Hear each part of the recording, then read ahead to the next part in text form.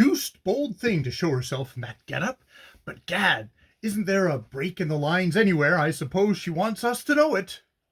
These words, uttered by that experienced connoisseur, Mr. Ned Van Elsine, whose scented white mustache had brushed Selden's shoulder whenever the parting of the curtains presented any exceptional opportunity for the study of the female outline, affected their hearer in an unexpected way. It was not the first time that Selden had heard Lily's beauty lightly remarked on, and hitherto the tone of the comments had imperceptibly colored his view of her.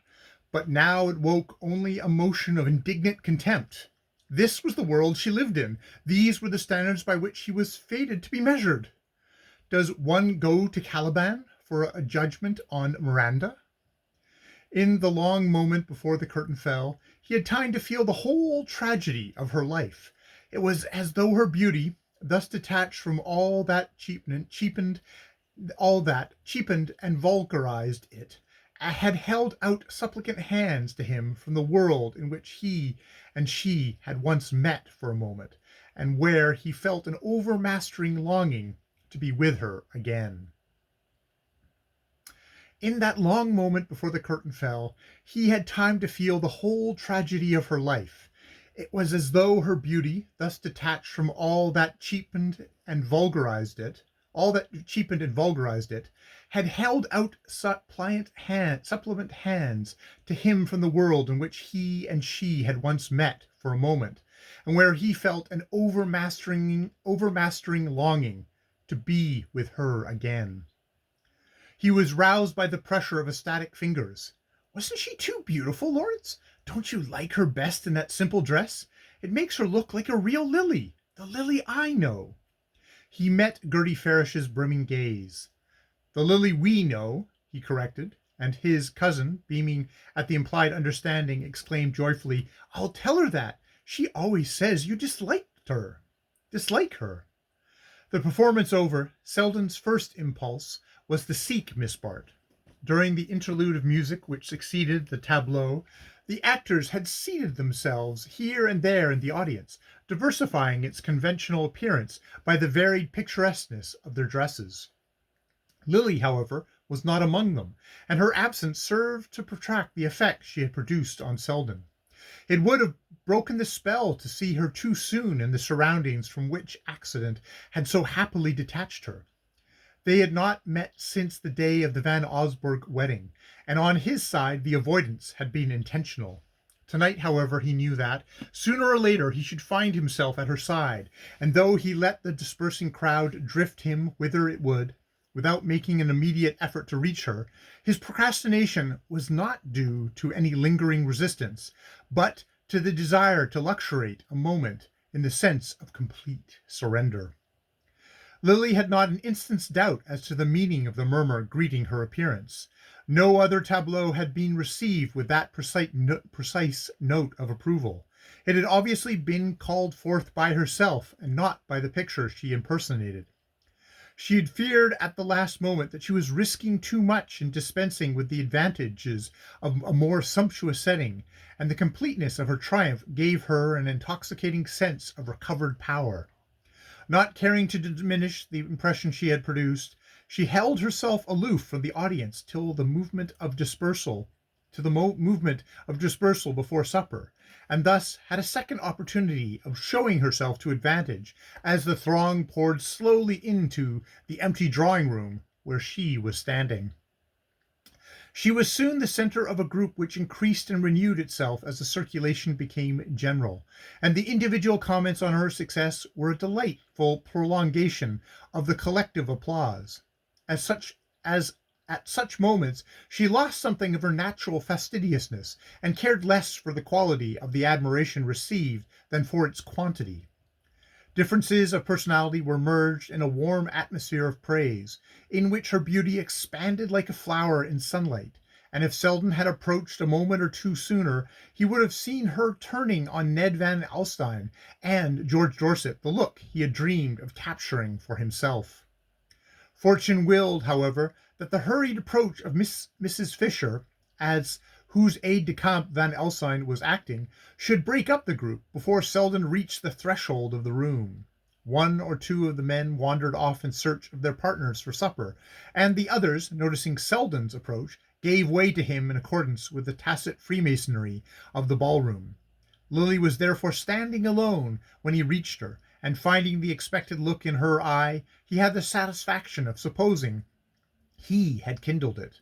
The look did indeed deepen as it rested on him, for even in that moment of self-intoxication Lily felt the quicker beat of life that his nearness always produced. She read, too, in his answering gaze the delicious confirmation of her triumph, and for a moment it seemed to her that it was for him only she cared to be beautiful. Selden had given her his arm without speaking. She took it in silence, and they moved away, not towards the supper room, but against the tide which was setting thither. The faces about her flowed like the streaming images of sleep. She hardly noticed where Selden was leading, till they had passed through a glass doorway at the end of a long suite of rooms, and stood suddenly in the fragrant hush of a garden. Gravel grated beneath their feet, and about them was the transparent dimness of a midsummer night. Hanging lights made emerald caverns in the depths of the foliage, and whitened the spray of fountain falling among lilies. The magic place was deserted. There was no sound but the splash of water on the lily pads, and a distant drift of music that might have been blown across a sleeping lake. Selden and Lily stood still, accepting the unreality of the scene as a part of their own dreamlike sensations. It would not have surprised them to feel the summer breeze on their faces, or to see the light among the boughs reduplicated in the arch of a starry sky. The strange solitude about them was no stranger than the sweetness of being alone in it together. At length Lily withdrew her hand, and moved away a step, so that her white-robed slimness was outlined against the dusk of the branches.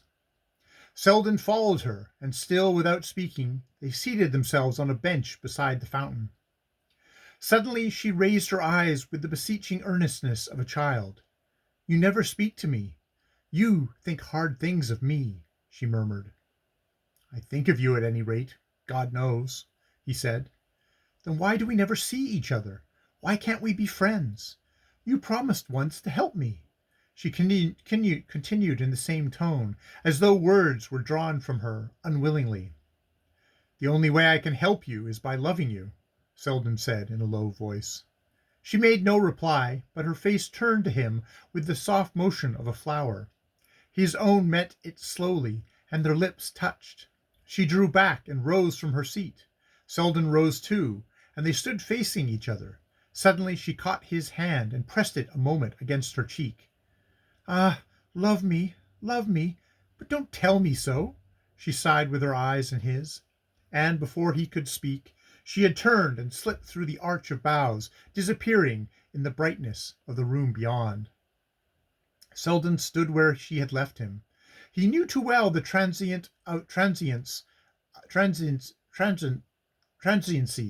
of exquisite moments to attempt to follow her, but presently he re-entered the house and made his way through the deserted rooms to the door. A few sumptuous cloaked ladies were already gathering in the marble vestibule, and in the cloak-room he found Van Elstein and Gus Trenner. The former, at Selden's approach, paused in the careful selection of a cigar from one of the silver boxes invitingly set out near the door. "Hello, Selden. Going too? You're an Epicurean like myself, I see. You don't want to see all those goddesses gobbling terrapin. Gad, what a show of good-looking women, but not one of them could touch that little cousin of mine. Talk of jewels. What's a woman want with jewels when she's got herself to show? The trouble is that all these balls they wear cover up their figures when they've got 'em. I never knew till tonight what an outline Lily has." It's not her fault if everyone don't know it now," growled Trenner, flushing with the struggle of getting into his fur-lined coat. "Damn bad taste, I call it. No cigar for me. You can't tell what you're smoking in one of these new houses. Likely as not, the chef buys the cigars. Stay for supper? Not if I know it. When people crowd their rooms so you can't get